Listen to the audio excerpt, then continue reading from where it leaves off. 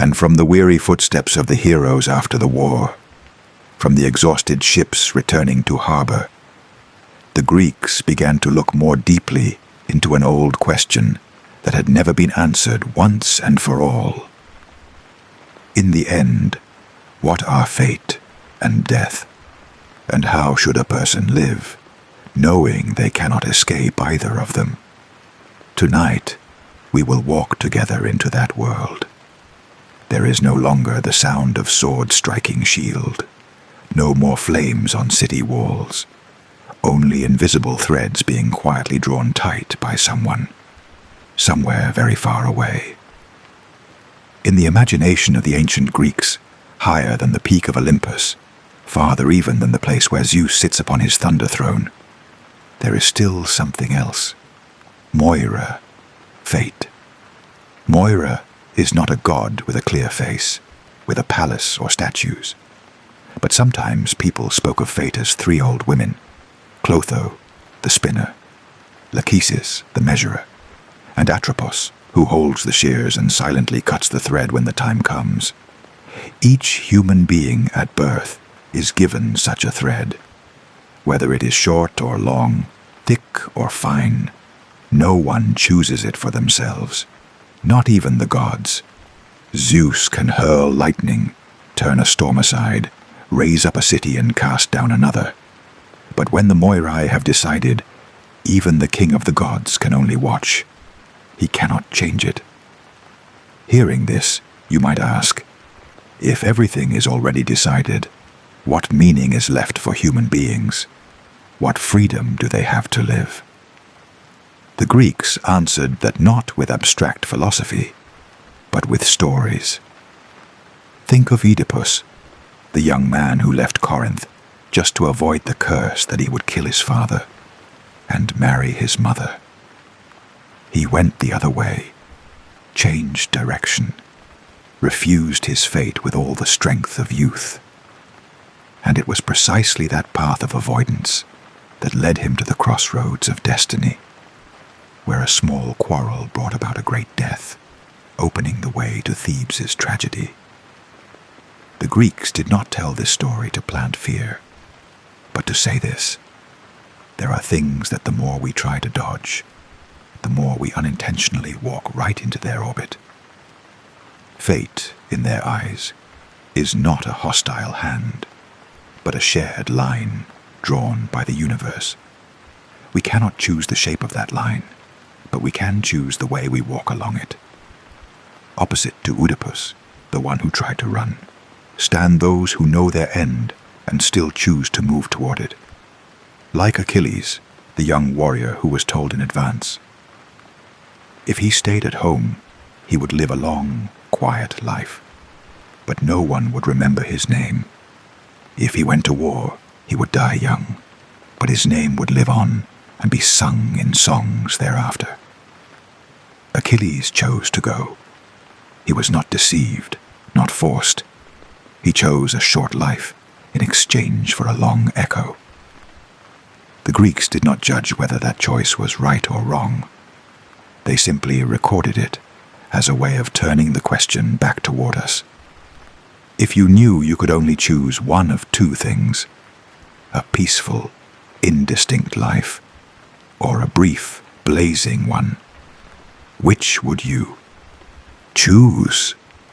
Hector, facing Achilles on the other side of Troy's wall, is of another kind. Hector does not have so much power to choose. He is not asked whether he wants to fight, because behind him stand his wife, his child, his city, an entire generation. He knows he will die. He knows that the one waiting outside is nearly invincible. Yet he still puts on his armor, still holds his wife and child one last time, still walks out through the gate at dawn. To the Greeks, Hector is not a hero because he wins. In fact, he loses, and his whole city with him. He is a hero because he knows he will lose and still goes, because he understands there are things more important than an individual life. He meets fate not by useless resistance, and not by surrender, but with a very calm act. He does his part, In those two figures, Achilles and Hector, we see two different attitudes toward fate. One man actively chooses a brief, brilliant flare. One man accepts a sad ending to protect those behind him. Both of them move within a story whose frame has been drawn in advance, yet every footstep is still their own decision. That is how the Greeks reconciled destiny and freedom. And between the two ends of the thread, birth and death, the Greeks lived with a feeling that was both anxious and composed. They knew that their today hung upon an invisible nail.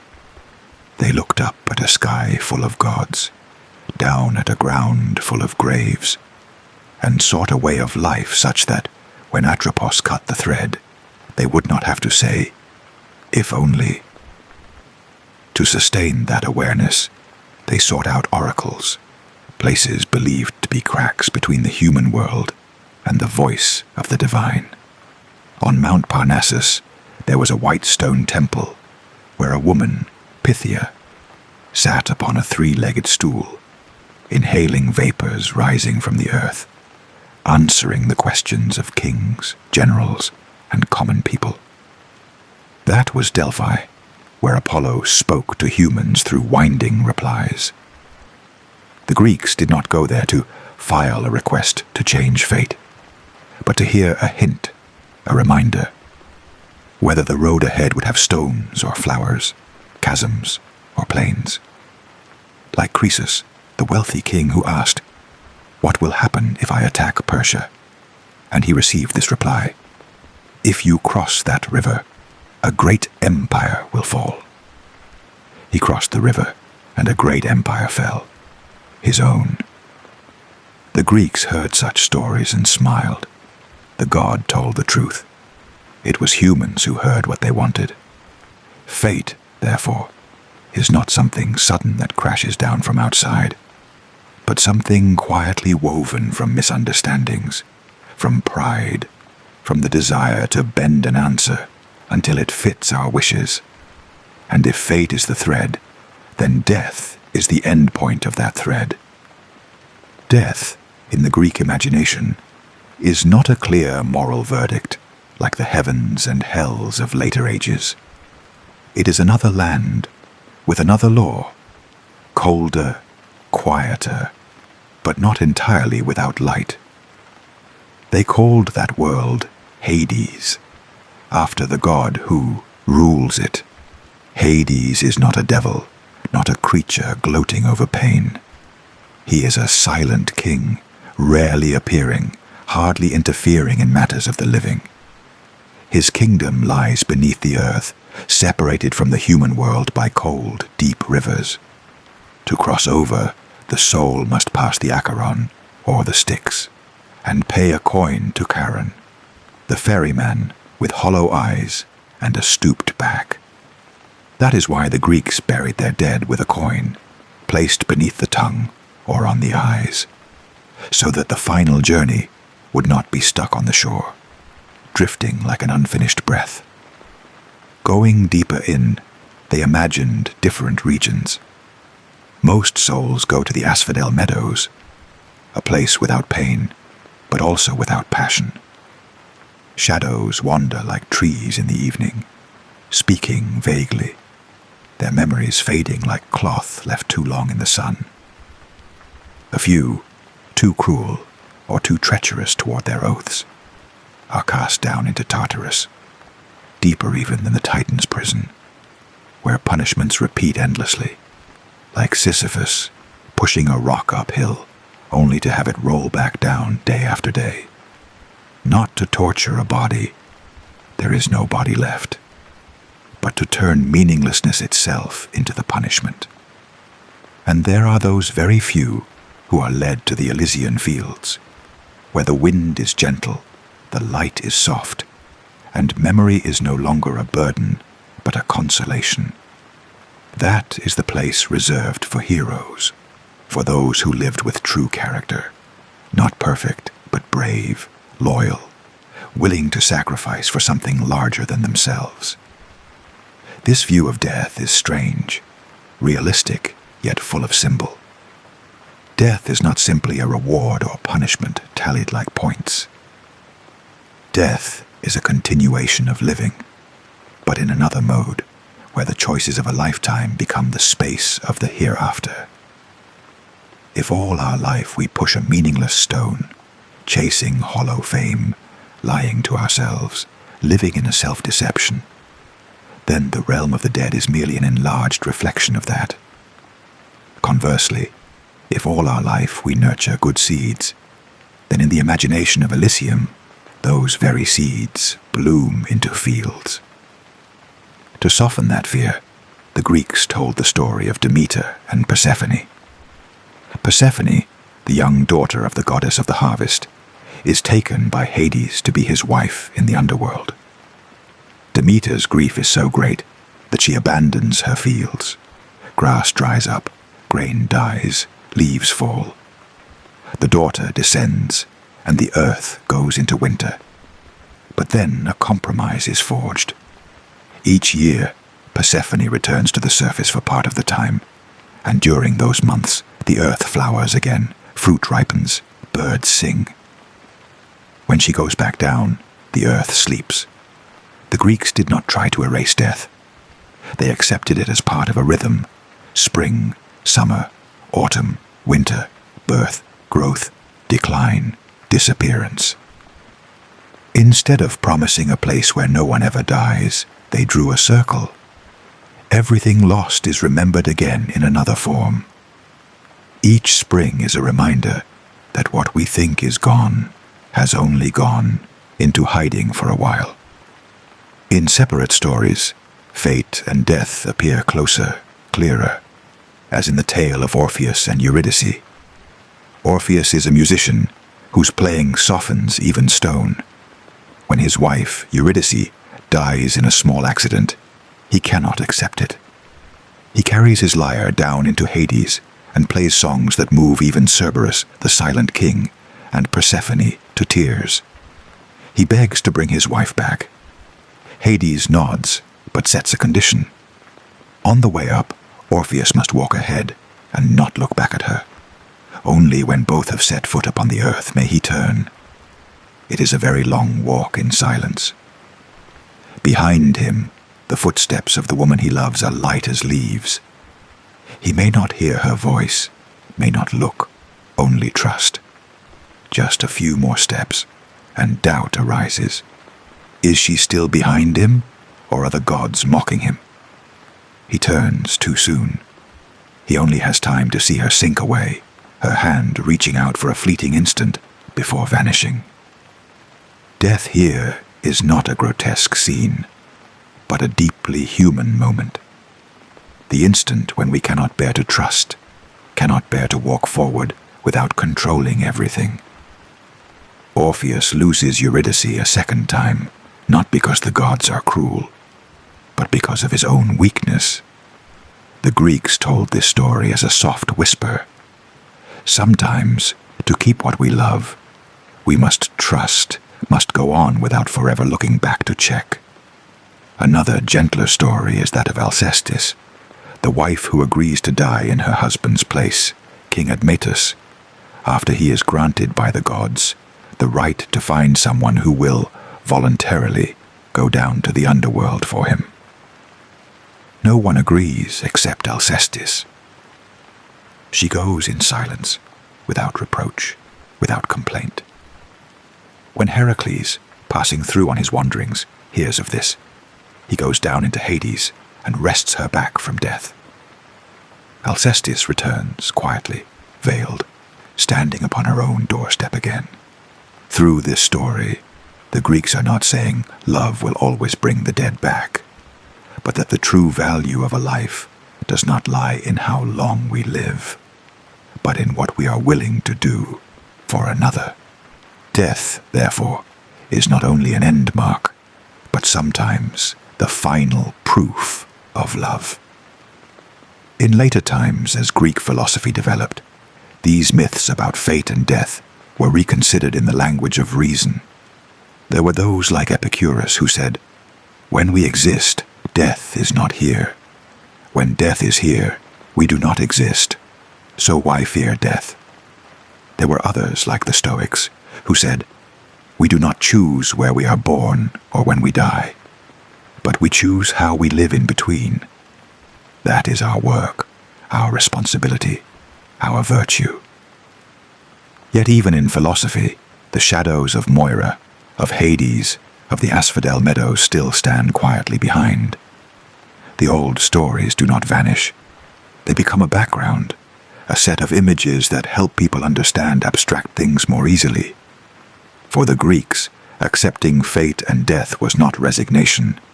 They did not teach their children to live as if everything is set, nothing we do matters. On the contrary, precisely because they knew the thread has a finite length, they stressed living in such a way that each day has weight. Achilles knows he will die young, so he does not want to waste his life on trivial things. Hector knows he cannot win, so each morning he holds his wife and child a little longer. Orestes knows his house is bound in a circle of blood, so in the end he chooses the court, chooses law instead of the blade. And for us, in a world that no longer believes in Moira in the old sense, those stories still have a very soft meaning. They remind us that there are things we cannot control. Where we are born, what body we have, who our parents are, what upheavals happen in the world.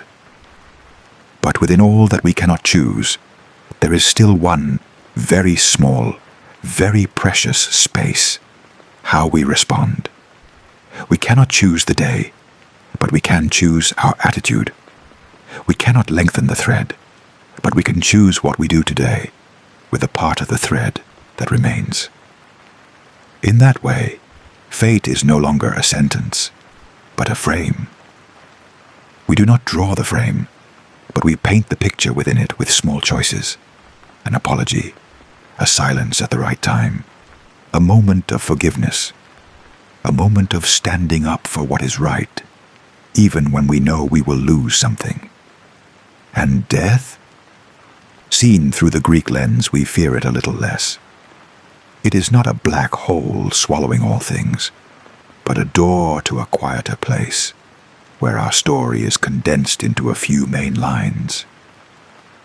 What we carry with us is not how much money we made or how many medals we won, but something very slender: the story others tell about us. For Achilles, that is a song on the battlefield. For Hector, it is the image of a father taking off his helmet so his child will not be afraid. For Odysseus, it is the bearded man returning to stand silently upon the threshold of his old home. For Aeneas, it is the figure of a young man carrying his father and leading his child through a burning city.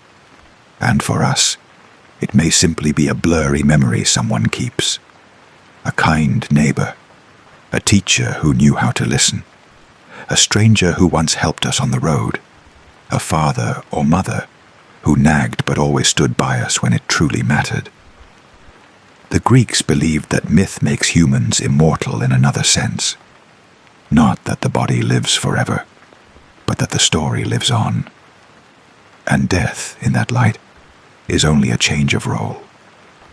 We leave the stage, making room for those who come after, but our lines are still spoken by someone. It is very late now. Perhaps outside your window the street has grown quieter, only a few cars passing. In the sky there is no Zeus, no mythic lightning. But if you look closely, you may feel something very similar to what the Greeks once felt. The sense of being small in a vast universe, yet still having a very private space in which to live fully. When you close your eyes, the names Achilles, Hector, Oedipus, Orpheus, Alcestis, Aeneas will gradually fade into shadows. But what they have left behind is very close, a reminder to live calmly with what cannot be changed, bravely with what must be chosen, gently with your own fear of death, and with the fear of those you love. And in the next part, Now that we are used to the thought that death is only a door, we will step down farther still, into the figure of Hades and the entire underworld the Greeks imagined.